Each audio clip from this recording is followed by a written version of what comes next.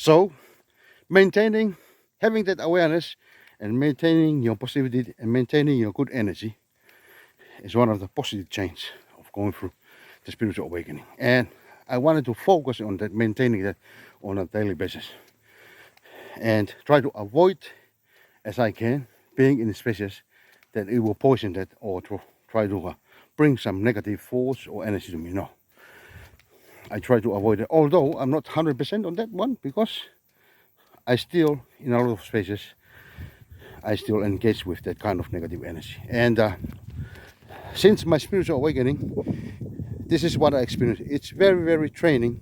If I spend time, let's say hour or number of hours in a space having that kind of normal energy that I used to in the past, very negative, cosmic and all of that, it's very, very training. And I would spend about 3, even up to 4 days trying to recover myself and recharge myself and recover my energy from that. It's very, very training. And that is one reason why I try to avoid spending time in spaces like that.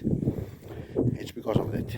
And this is something, you know, no matter how much I wanted to go back to my old self, and I have to be honest with you, a lot of times I wish that I never had this experience. I wish I never had a spiritual awakening experiences.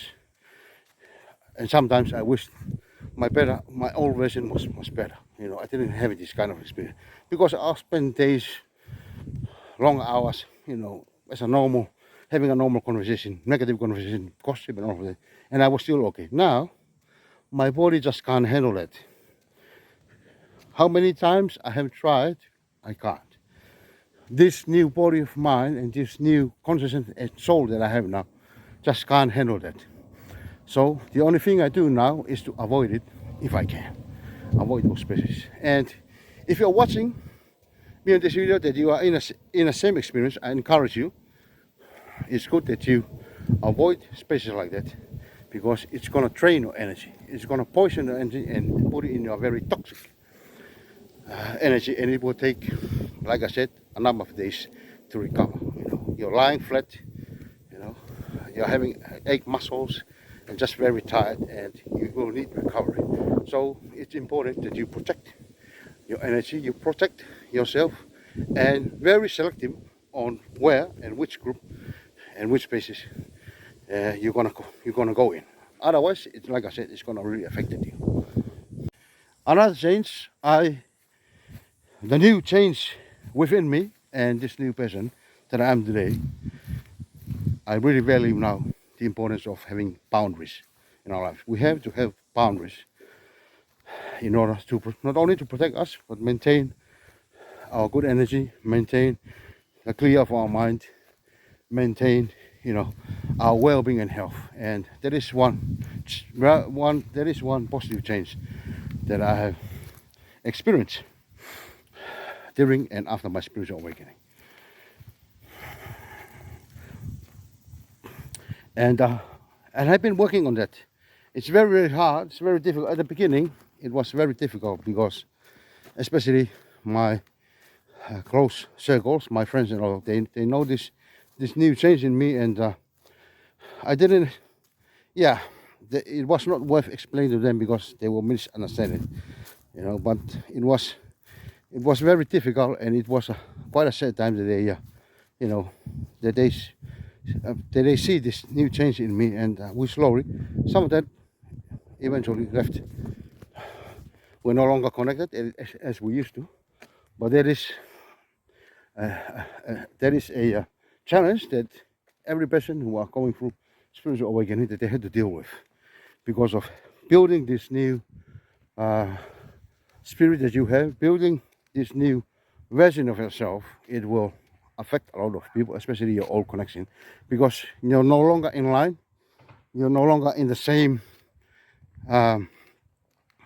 level of consciousness, and that will create not conflict, but there's mismatch between you and your old connection, like your friends, your family, and naturally it will, you guys will be broken away from each other, just naturally. You know, they left you, they move on, and then you you're gonna attract your soul tribe or your soul community, people that are like-minded with you. They started to show up, or you meet them in places, and then you start to have this new connection. And like I said, developing your own boundaries to protect yourself and your good energy and the clear of your mind. It's one of those very important positive change that I experienced during my spiritual awakening. And it has really helped me a lot by having boundaries. Like I said, it's not easy, especially when you are having your own connections like your family and friends. But it's important to have those boundaries. The other thing, another new change is you become to value your saying yes as the same when you say no. And this was a very difficult transformation for me, because I used to be a very yes kind of person. I like to please people. Any person want to ask something, I'll drop everything I have. I'll go after that and do that. Because I wanted to feel good about myself in the past when I help people and they say good things about me and all of that. But going through the spiritual awakening, and I realized in that time, one of the main problems in my life that I really struggle with, and the challenges I had to go through, is because I was a pleaser. I like to please people, and that causes me a lot of trouble.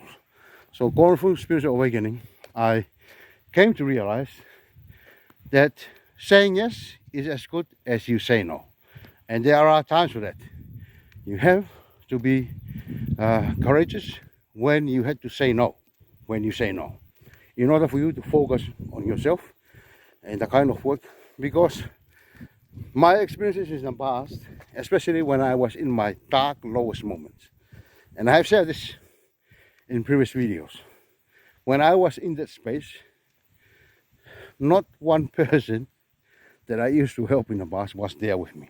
Even helping me, no, nobody was there. So that was a great lesson learned for me. That is important that I focusing on myself. And if I have a commitment on a day and somebody is asking you to do this, of course, there are circumstances like emergency, or somebody has to be taken to the hospital in a very critical condition. Yeah, of course, we can say yes. But the point I'm trying to say, when you already have a commitment and you already set your work for the whole day, and somebody asks you to, saying no is the best thing you can do on that time, in order for you to commit. Like I said, when you're suffering and down in your most lowest point, nobody is there. All the people you help, they're not there.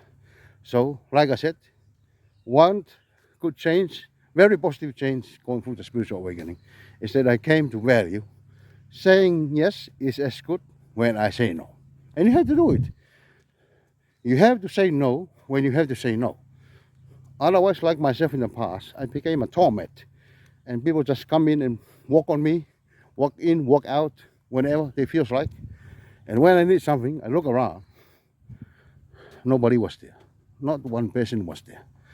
So it was really helpful that I experienced it and have that realization, deep realization.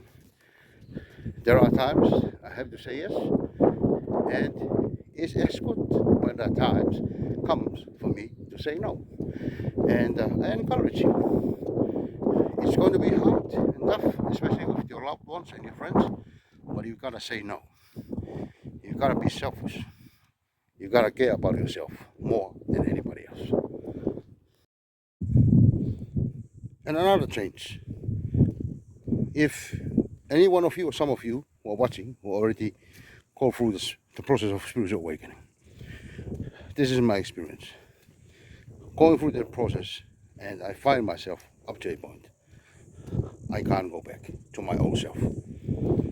Some people say we have the choice, to whether we continue on with the new path ahead of us and our new vision, or we can go back.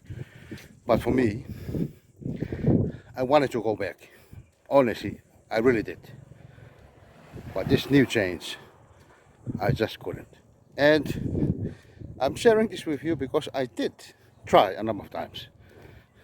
I did try many times to go back to my old self because I just, it was so hard facing the challenges and the struggles I have to go through in creating the new transformation, this new person, this new version of myself. And many times I wanted to go back to my old version. But this is what happened. No matter how many times I want to go back, this new change within me, I just couldn't. So I have reached a point in my life when you hit that cap or that maximum of yourself, there's no turning back. So it's like the saying, the point of no return.